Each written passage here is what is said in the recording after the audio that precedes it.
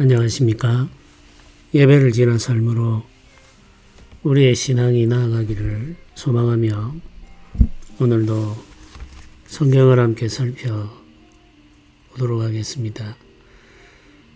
오늘 우리가 살펴볼 성경 본문은 창세기 22장입니다. 1절부터 19절까지 말씀을 우리가 함께 살펴보겠습니다. 제목은 모리아산으로 올라간 아브라함입니다. 굉장히 유명한 본문이죠. 우리가 여러 번 예배 때 이 본문을 가지고 전하는 말씀을 듣기도 했습니다. 잘 아는 본문이지만 한 번 더 살펴보도록 하겠습니다.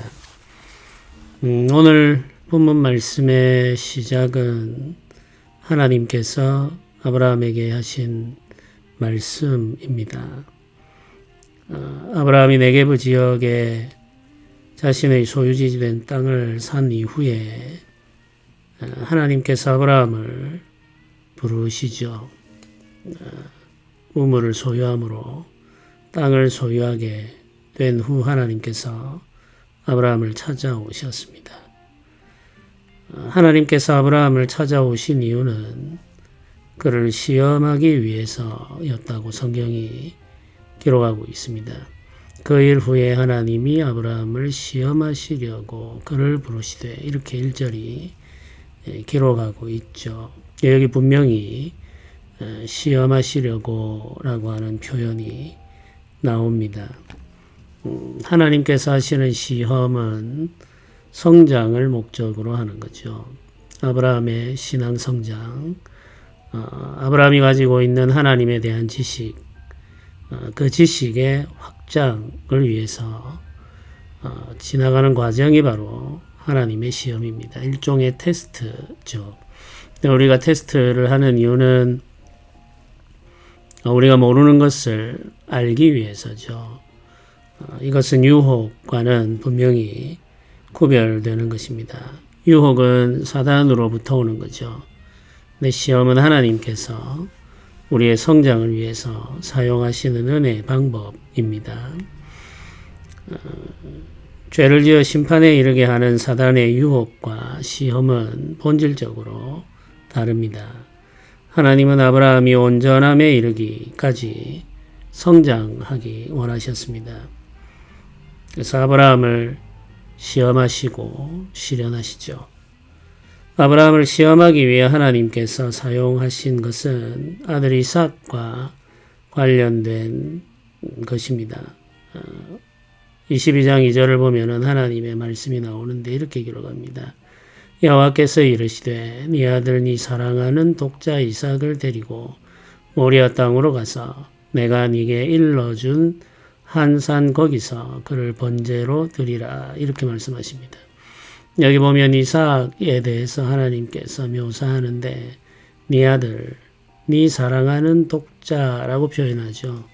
아브라함의 아들일 뿐만 아니라 아브라함이 너무나도 사랑하는 독자라고 말씀을 하고 계십니다. 그러면서 그 아들을 하나님께서 지정하여 가르쳐준 산으로 데리고 가 번제로 드리라 이렇게 지금 하나님께서 말씀하십니다. 번제는 제물 전체를 불태워 하나님께 드리는 제사죠. 제물로 드려지는 대상의 죽음을 전제로 하고 있습니다. 하나님께서는 사람을 제물로 바치는 것을 기뻐하지 않으시는데 이날 아브라함에게는 이상하게도 그 아들을 번제로 요구하셨습니다. 아브라함으로서는 순종하기 힘든 명령이고 이해할 수 없는 명령이었죠. 이삭은 민족을 이루어갈 유일한 상속자였죠. 하나님께서 약속해서 주신 아들입니다. 근데 그 아들을 하나님께서 번제로 요구하시는 거죠. 이미 주신 하나님의 약속과 충돌하는 하나님의 요구라는 사실을 우리는 알 수 있습니다. 그래서 이 말씀을 들었을 때 쉽게 이해할 수 없고 또 순종하기 어려운 것은 너무나도 당연하죠. 근데 놀랍게도 아브라함은 이 말씀에 대해서 어떤 의문도 제기하지 않습니다. 하나님의 음성이 너무나도 분명했기 때문이죠. 아브라함은 하나님의 말씀을 들은 다음 날 아침 이른 시간에 일어나서 길을 나섭니다. 순종의 발걸음이죠. 놀라운 순종이라고 할 수 있겠습니다. 갈대아 우르를 떠날 때 아브라함의 그 발걸음보다도 더 무겁고 더 뜨거운 순종이라고 할 수가 있겠죠. 아브라함은 아침에 일찍 일어나서 나귀 한 장을 치우고 두 종과 함께 아들 이삭을 데리고 번제에 쓸 나무를 쪼개어 가지고 길을 떠납니다. 하나님께서 정해주신 그 산, 모리아 산으로 가는 거죠. 필요한 것들은 다 준비되어 있습니다. 제단에서 사용할 나무도 준비했죠. 그러나 평소와는 달리 어린 양 혹은 송아지는 준비가 되어 있지 않습니다.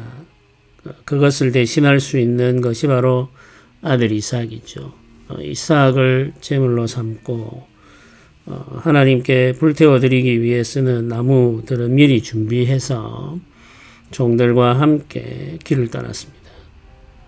하나님의 뜻을 온전히 이해한 것은 아닙니다. 이 너무나도 이해하기 어려운 말씀이었기 때문에 아브라함은 이해하지 못한 채 길을 나섰다고 보아야 되겠죠. 우리의 순종이라는 것이 종종 이해를 기반으로 하죠. 하나님을 아는 지식 안에서 이루어집니다. 그러나 어떤 경우에는 이해하지 못하는 상황 속에서도 순종할 때가 있습니다. 순종해야 할 때가 있죠. 우리가 가지고 있는 지식으로는 도무지 이해할 수 없는 상황이지만 순종해야 할 때가 있습니다. 근데 이때 지금 아브라함의 순종도 그런 상황에서 이루어진 순종입니다.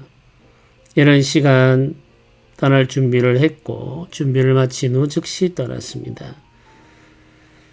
하나님의 말씀에 순종하겠다는 결심이 확고했다는 이야기죠. 그래서 주저하지 않았고 뒤돌아보지 않았습니다.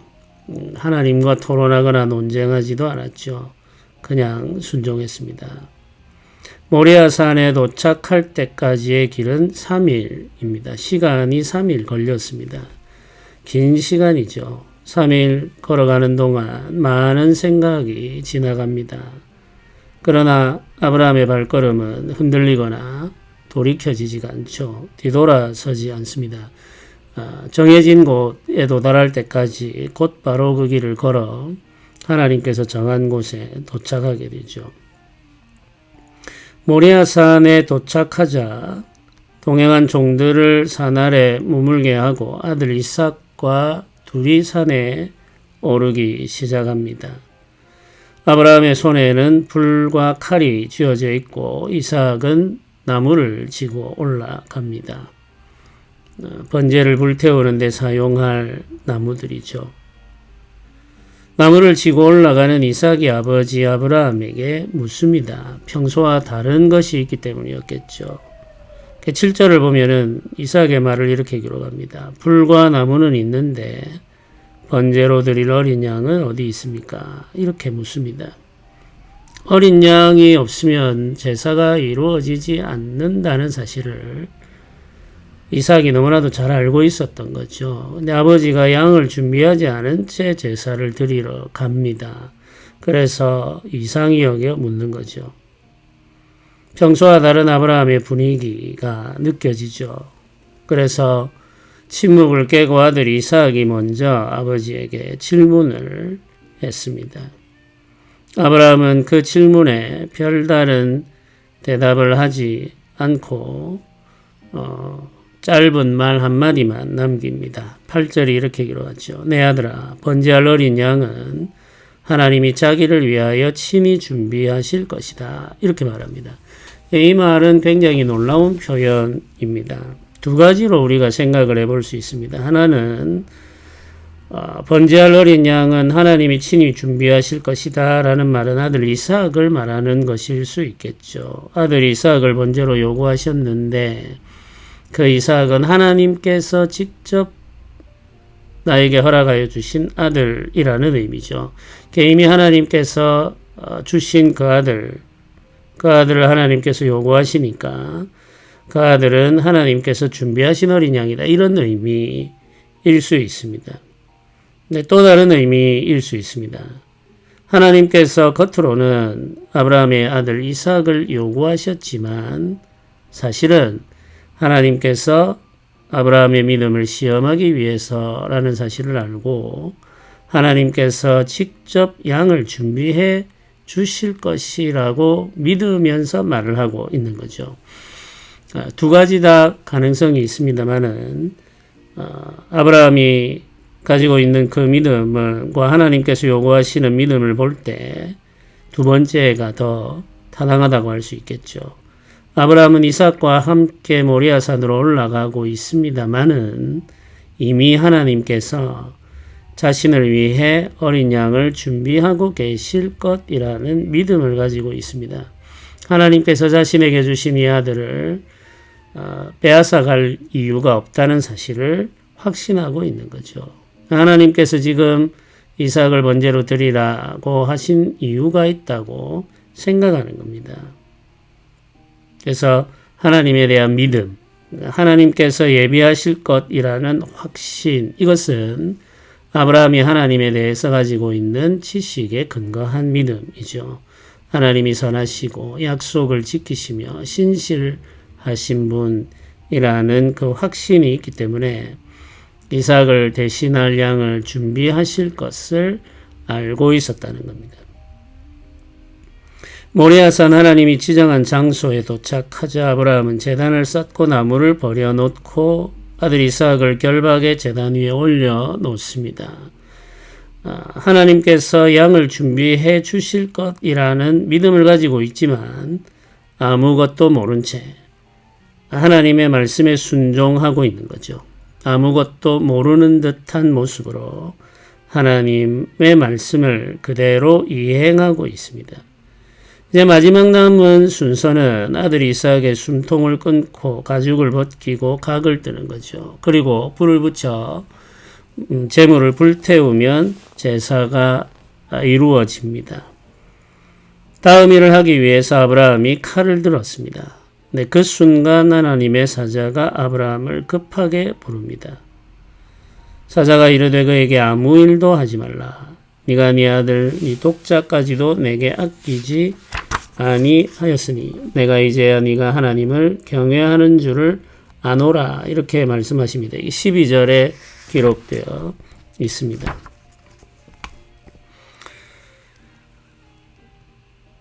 12절에 하나님의 말씀이 아브라함에게 다시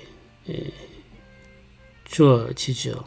11절을 보면은 그 이전 상황이 이렇게 묘사됩니다. 여호와의 사자가 하늘에서부터 그를 불러 이르되 아브라함아 아브라함아 하시는지라.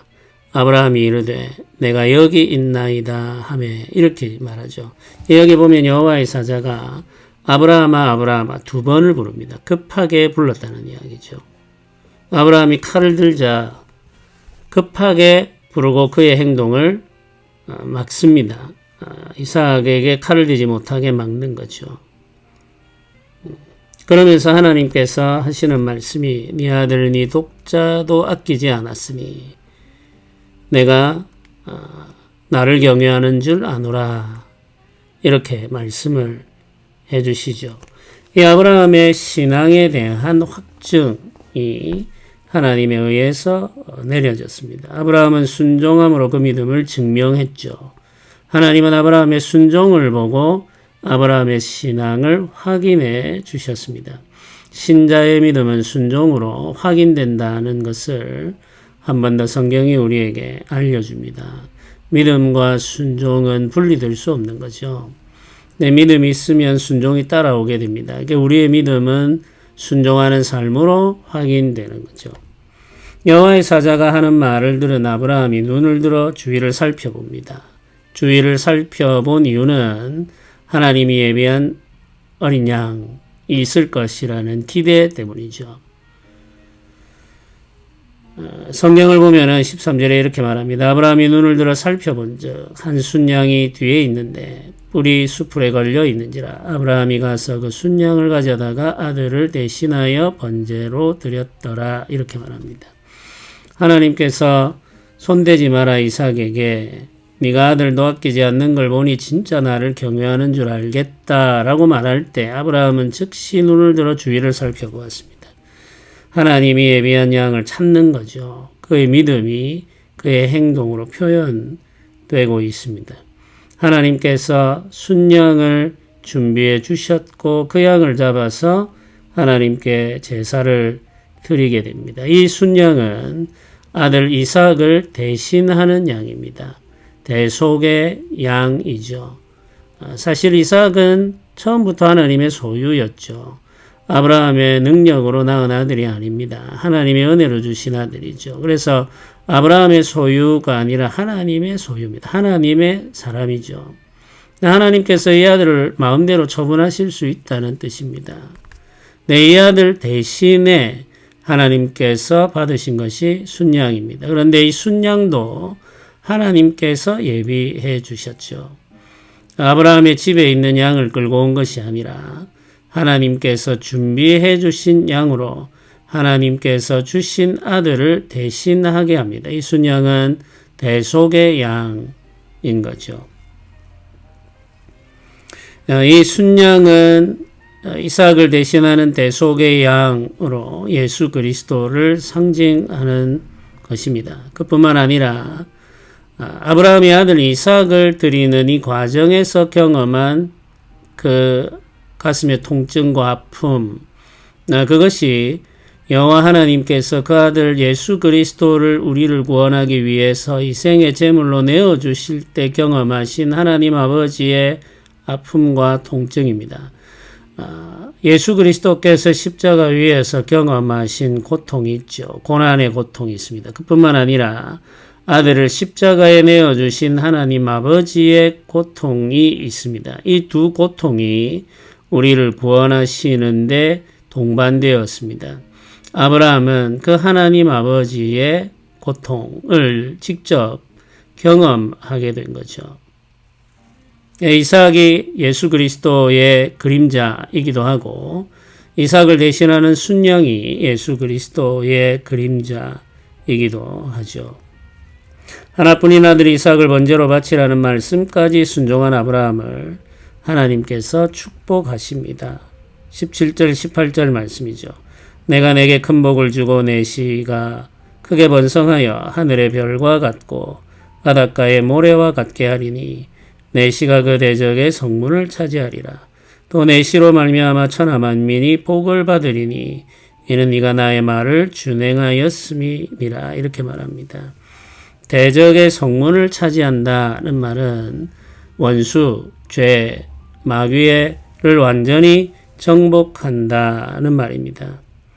내 원수 마귀를 완전히 정복하고 죄 권세를 깨뜨리고 사망을 이기시면 하늘의 별과 같고 바다의 모래와 같은 많은 백성들이 그 아들 예수 그리스도 안에서 모여들 것을 이렇게 예고하고 계신 거죠. 하늘의 별과 같이 많은 그 백성은 예수 그리스도 안에서 구원받은 자들을 말하는 것입니다. 아브라함은 아들 이삭을 번제로 바치라는 하나님의 말씀을 순종할 정도로 성장했고 하나님을 알게 되었습니다. 온전한 하나님에 대한 이해가 있었기 때문에 할 수 있는 순종이었던 거죠. 고향을 떠나올 때에는 작고 연약했던 믿음이 모리아산에 이르러서는 크고 견고해졌고 깊어졌습니다. 하나님을 더 많이 알게 되었죠. 부름받은 신자는 하나님을 온전히 알게 될 때까지 성장하게 됩니다. 하나님께서 그 성장의 길을 인도해 주시죠. 함께 이야기해 봅시다. 하나님께서 지정하신 장소 모리아산까지는 사흘이 걸렸습니다. 모리아산을 향해 가는 동안 아브라함은 어떤 생각을 했을까요? 아브라함의 마음을 짐작해 보고 함께 이야기해 봅시다. 정답은 없습니다. 만약에 우리라면, 나였다면 그 3일 동안 어떤 생각을 했을까? 흔들림 없이 그 길을 걸어갈 수 있었을까? 뒤돌아서지 않을 수 있었을까? 이런 이야기들을 해보고 순종의 삶이 얼마나 힘든 길인지를 나누어 보고 순종에 대한 소원을 이야기해 보면 좋겠습니다. 두 번째 나눔, 하나님은 우리가 성장하기를 원하십니다. 성장은 시험과 시련을 필요로 합니다. 시험과 시련을 통해 성장한 경험이 있다면 함께 이야기해 봅시다. 아브라함을 시험하신 것과 같은 이런 시험은 두 번 다시 반복되지 않습니다. 우리에게 아들을 요구하시거나 딸을 요구하시지 않는다는 이야기죠. 그러나 우리의 신앙 성장을 위해서는 다양한 시험이 찾아옵니다. 시련도 찾아오죠. 그 과정에서 우리는 하나님을 더 알게 되고 하나님께 더 가까이 나아가게 됩니다. 그런 경험이 있다면 서로 이야기해 보면 좋겠습니다. 이 말씀은 굉장히 많이 알려진 말씀이고 우리가 잘 아는 말씀이죠. 이 말씀 읽을 때마다 하나님께 더 가까이 나아가면서 하나님을 더 알게 되는 소원, 온전한 믿음의 삶을 살기를 소원하는 마음이 우리 안에서 커지기를 소망합니다. 우리 함께 기도드리겠습니다. 은혜로우신 하나님, 우리를 성장하게 하시니 감사합니다. 어리고 연약한 우리를 긍휼히 여기시고 온전한 신앙의 사람이 되게 하시는 은혜를 기억하며 감사합니다. 구원받은 신자로 살아가는 동안 하나님의 형상이 회복되는 복을 누리게 하시고 우리를 통해 하나님의 형상이 세상에 나타나기를 원합니다. 우리를 통해 일하시는 하나님의 은혜에 기대하며 감사드립니다. 하나님을 아는 지식이 더 확장되고 더 깊어지도록 우리를 인도하여 주옵소서. 예수님의 이름으로 기도드립니다. 아멘.